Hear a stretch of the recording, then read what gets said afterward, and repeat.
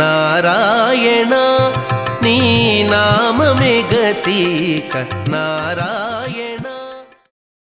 செழும் கொழும் பெரும் பனி பொழிந்திட உயர்ந்தவை விழுந்துளர்ந்து எழுந்து விண்புடைக்கும் மீங்கடத்துள் நின்று எழுந்திருந்து தேன் பொருந்து பூம்பொழில் தழைக்கொழும் செழுந்தடங்குடந்தையில் கிடந்த மாளும் அல்லையே.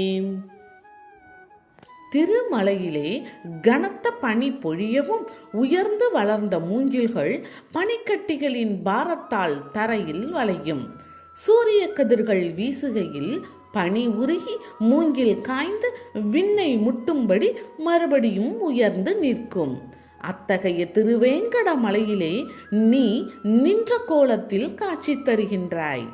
வண்டுகள் உயிரே எழுந்து மறுபடி கீழே வந்து தேன் பருகி வாழும் தழைத்த பூந்தோட்டங்களையும் நீர் நிரம்பிய தடாகங்களையும் கொண்ட திருக்குடந்தையில் நித்திரை செய்கின்றாய். இப்பொருளில் இப்பாசுரம் அமைந்துள்ளது. இப்பாமாலையில் நின்றான் கிடந்தான் என்ற தத்துவத்தை ஆழ்வார் உணர்த்துகின்றார். திருவேங்கடமலையில் பகவான் நின்ற கோலத்தில் பக்தர்களுக்கு அருள்கின்றார். இவ்வுலக வாழ்க்கைக்கு தேவையான செல்வத்தை அவர் வாரி வழங்கியபடி இருக்கின்றார். காணிக்கைகளை பெறுவதோடு அளவில்லாத செல்வத்தை பக்த கோடிகளுக்கு அவர் வாரி வழங்கிய வண்ணம் நிற்கின்றார். ஆனால் திருக்குடந்தையிலே யோக நித்திரை கொள்பவராக படுத்த திருக்கோலத்தில் அவர் பள்ளி கொண்டிருக்கின்றார். அழிவில்லாத பேரின்ப வாழ்க்கையை தருபவராக இவர் விளங்குகின்றார். இவரிடம் பக்தி செலுத்துகின்றவர்கள் பிறவி துன்பத்தை நீக்க விரும்புகிறவர்கள், என்றும் அழியாத பரமபதத்தை நாடுபவர்கள். முதல் வகுப்பில் படிக்கும் மாணவனின் நிலை இவ்வுலக வாழ்க்கை. பட்டப்படிப்பை முடிக்கும் நிலை பரமபத வாழ்க்கை. முதல் வகுப்பில் படிக்காமல் பட்டப்படிப்பை முடிக்க இயலாது. ஆகவே இவ்வுலக வாழ்க்கையில் வளமோடு வாழ நின்ற கோலத்தில் அருள் புரியும் பகவான் பரமபதத்தை தருவதற்காக திருக்குடந்தையிலே கிடந்த திருக்கோலத்தில் அருள் செய்கின்றார் என்பது உட்கருத்து ஆகும். இந்த அற்புதமான தத்துவத்தை உலகத்தவருக்கு உணர்த்தவே ஆழ்வார் இந்த அருமையான பாசுரத்தை அருளியிருக்கின்றார். நடந்த கால்கள் நொந்தவோ நடுஞாலமேனமாய் இடந்தமை குலுங்கவோ விளங்குமாள் வரைச்சுரம் கடந்த கால் பரந்த காவிரி கரை குடந்தையுள் கிடந்தவாறு எழுந்திருந்து பேசு வாழி கேசவனே. கேசவா, சீதாதேவியை தேடி காட்டில் அலைந்த கால்கள் வலிக்கின்றனவா? நடுங்கிய பூமியை கடலிலிருந்து மீட்க வராகமாகி கொம்பிலே குத்தி எடுத்து வந்த பொழுது திருவேணி அலைப்புண்டதால் ஏற்பட்ட களைப்போ? தடையாயிருந்த மலை காடுகளை கடந்து வரும் காவிரி கரையில் உள்ள திருக்குடந்தையிலே நித்திரை செய்பவனே, உனக்கு மங்களம் உண்டாகட்டும். உன் பக்தன் வந்திருக்கின்றேன், எழுந்திருந்து பேசு என்ற பொருளில் இப்பாசுரம் அமைந்துள்ளது. இப்பாமாலையில் பகவானிடம் உரிமையாக பேசுகின்றார் திருமழிசை ஆழ்வார். ராவணன் சீதையை கவர்ந்து அசோகவனத்தில் சிறை வைத்தான். தன் தம்பி லக்ஷ்மணனை காவல் வைத்துவிட்டு சென்ற ராமபிரான் நிலைமையை அறிந்து வருந்துகின்றார். தன் தம்பியுடன் காடு முழுவதும் சீதையை தேடி அலைந்தார். அப்படி அலைந்ததால் உனது கால் வலிக்கின்றதா என்று அன்புள்ளத்தோடு கேட்கின்றார் ஆழ்வார். பூமியை அசுரன் எடுத்துச் சென்று ஒளித்து வைத்தான். அதனால் உலக இயக்கம் ஸ்தம்பித்தது. தேவர்கள் வருந்தினர். உலகம் நடுங்கியது. அப்பொழுது வராக வடிவம் தாங்கி அசுரனை கொன்று முன்பு போல் பூமியை நிலைநிறுத்தினார் பகவான். அதனால் களைப்பு ஏற்பட்டதோ என்று அக்கறை கலந்த உரிமையுடன் கேட்கின்றார். ஆழ்வார் இப்படி கேட்டுவிட்டு, உன் பக்தன் வந்துள்ளேன், நித்திரையை விட்டு என்னிடம் பேசு என்று கூறுகின்றார். பகவானிடம் இப்படி உரிமை கொண்டு பேசுவது போல் பேசி அவருடைய பராக்கிரமங்களை மீண்டும் நமக்கு ஆழ்வார் நினைவுபடுத்தி இருக்கின்றார். கடவுள் அவதாரமாக இருந்தும் ஒன்றும் அறியாதவர் போல் ஸ்ரீராமபிரான் காட்டில் அலைந்தார், வராக வடிவம் எடுத்து பூமியை மீட்டார் என்ற செய்தியை அன்பர்கள் மனதில் பதிய வைக்கவே ஆழ்வார் இப்பாசுரத்தை அருளியிருக்கின்றார். கரண்டமாடு பொய்கையுள் கரும்பனை பெரும் பழம் புரண்டு வீழ வாழைப்பாய் குறுங்குடி நெடுந்தகாய் திரண்ட தோள் இரணியன் சினங்கொள்ளாகம் ஒன்றையும் இரண்டு கூறு செய்து கந்த சிங்கமென்பதுன்னையே. நீர் காக்கைகள் உழவும் பொய்கையிலே கரிய பெரிய பனம்பழங்கள் நீரிலே விழுந்து புரள வாழை மீன்கள் பனம்பழத்தை நீர்க்காக்கையாக எண்ணிப்பாயும் திருக்குறுங்குடியிலே எழுந்தருளியுள்ள திரிவிக்கிரமனே, திரண்ட புஜங்களை உடைய இரண்யகசிபுவின் கோபம் கொள்ளும் தேகத்தை இரு கூறாக்கி மகிழ்ந்த நரசிம்மம் என்பது உன்னைத்தானே என்ற பொருளில் இப்பாசுரம் அமைந்துள்ளது. இப்பாமாலையிலும் எம்பெருமானின் பெருமைகளை நம் நினைவுக்கு மீண்டும் கொண்டு வருகின்றார் ஆழ்வார். உலகை அளந்த திருவிக்கிரமனே என்று அழைக்கின்றார். இந்த செய்தியை ஏற்கனவே அவர் கூறியிருக்கின்றார். ஆனால் இந்த திருவிக்கிரம வடிவத்தை நாம் மனதால் கற்பனை செய்து பார்க்க வேண்டும். வாமன வடிவத்தையும் கற்பனை செய்ய வேண்டும், திருவிக்கிரம திருக்கோலத்தையும் கற்பனை செய்ய வேண்டும் என்பதே ஆழ்வாரின் விருப்பமாக இருக்க வேண்டும். யாசகம் பெறும் சாதாரண கோலத்தையும் பகவான் எடுப்பான், உலகை அளக்கும் விஸ்வரூபத்தையும் அவன் எடுப்பான்.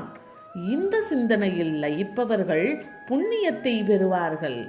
இறைவனின் திருக்கோலத்தை மனதில் நினைப்பதே பெரும் புண்ணியம்தானே. அடுத்து இரண்யகசிபுவை இரண்டாக கிழித்த பராக்கிரமத்தை ஆழ்வார் கூறுகின்றார். பகவானை மறந்து அவனுடைய அடியார்களுக்கு தீமை செய்கின்றவர்கள் இந்த இழிநிலையை அடைவார்கள் என்பதை அறிவுறுத்தவே இச்சம்பவத்தையும் அவர் நமக்கு நினைவுபடுத்துகின்றார்.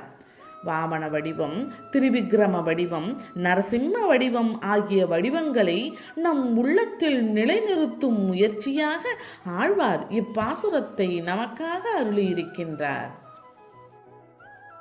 நன்றிருந்து யோக நீதி நன்னுவார்கள் சிந்தையுள் சென்றிருந்து தீவினைகள் தீர்த்த தேவதேவனே குன்றிருந்து மாடம் நீடு பாடகத்தும் ஊரகத்தும் நின்றிருந்து வெக்கனை கிடந்தது என்ன நீர்மையே. முறைப்படி யோகாசனம் கற்று தியான யோகத்தாலே உன்னை அடைய நினைப்பவர் மனதிலே குடி சென்று கொடிய பாவங்களை தீர்த்து அருளும் தேவாதி தேவா, மலைபோல் உயர்ந்த மாளிகைகளை உடைய திருப்பாடகத்திலும் திரு ஊரகத்திலும் இருந்தும் நின்றும் திருவெக்காவில் சயனித்தும் அருள் செய்கின்றாய் என்ற பொருளில் இப்பாசுரம் அமைந்துள்ளது. இப்பாமாலையில் யோகம் தியானம் செய்கின்றவர்களுக்கு பகவான் காட்டும் கருணையை ஆழ்வார் எடுத்து காட்டுகின்றார். தன் மகன் இனிப்பு வாங்கித் தரும்படி கேட்டால் தந்தை வாங்கித் தருவார். அம்மகனே உயர்ந்த கருத்துள்ள நூலை படிக்க விரும்பினால் மிக மகிழ்ச்சியுடன் வாங்கிக் கொடுப்பார் அல்லவா? அதேபோல் பகவான் பணம் வேண்டும், பதவி வேண்டும் என்று கேட்டால் அருள் புரிவார். ஆனால் யோகம் தியானம் பயில ஆற்றல் வேண்டும் என்று கேட்டால் மிக மகிழ்ச்சியுடன் அதற்கு துணை வருவார் என்பது பொருளாகும். இனிப்பு என்பது இவ்வுலக வாழ்க்கை, யோகம் தியானம் என்பது பரமபத வாழ்க்கை. இந்த பரமபதத்திற்காக யோகம் தியானம் பயில விரும்புகின்றவர்களின் பாவங்களை பகவான் நாசம் செய்கின்றார் என்று ஆழ்வார் நமக்கு வழிகாட்டுகின்றார். யோகம் தியானம் ஆகியவற்றை பயில வேண்டும் என்ற எண்ணமே மாபெரும் புண்ணிய வசத்தின் காரணமாகவே ஒருவருக்கு தோன்றுகின்றது.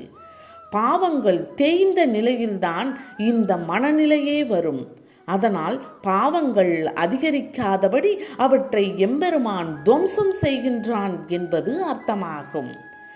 இந்த வரப்பிரசாதத்தை பகவான் அருளுவதை ஆழ்வார் நம்மீதுள்ள கருணையால் வெளிப்படுத்தி இருக்கின்றார். நின்றது எந்தை ஊரகத்து, இருந்தது எந்தை பாடகத்து, அன்று வெக்கனை கிடந்தது என்கிலாத முன்னலாம். அன்று நான் பிறந்திலேன், பிறந்த பின் மறந்திலேன், நின்றதும் இருந்ததும் கிடந்ததும் என் நெஞ்சுலே. நான் பிறப்பதற்கு முன்பு எம்பிரான் திருவூரகத்தில் நின்றும் திருப்பாடகத்தில் அமர்ந்தும் திருவெக்காவில் பள்ளி கொண்டும் அருள் புரிந்தான். அப்பொழுது எனக்கு ஞானப்பிறவி ஏற்படவில்லை. ஞானக்கண் திறந்த பிறகு ஐயனை ஒரு நொடியும் மறந்ததில்லை. அன்று முதல் எம்பெருமான் நிற்பதும் வீற்றிருப்பதும் சயனித்து இருப்பதுமான செயல்களை என் உள்ளத்தில் நடத்துகின்றான். இப்பொருளில் இப்பாசுரம் உள்ளது. இப்பாமாலையில் பகவான் நின்றான், அமர்ந்தான், கிடந்தான் ஆகிய திருக்கோலங்களில் தன் மனதில் எழுந்தருளியிருப்பதை ஆழ்வார் எடுத்து கூறுகின்றார். ஞான நிலை ஏற்படாதவரை எனக்கு வெளியில் இருந்து பகவான் அருள் புரிந்தான். ஞானக்கண் திறந்த பிறகு ஒரு நொடியும் என்னால் பகவானை மறக்க முடியவில்லை என்று ஆழ்வார் கூறுகின்றார். ஞானம் தோன்றினால் வேறு எந்த பொருளிலும் பற்று இருக்காது. இடைவிடாமல் இறைவனை பற்றியே சிந்திப்பதால் அவனுடைய திருக்கோலங்களை மனதிலே தரிக்கும் மிக உயர் நிலை கைகூடுகின்றது.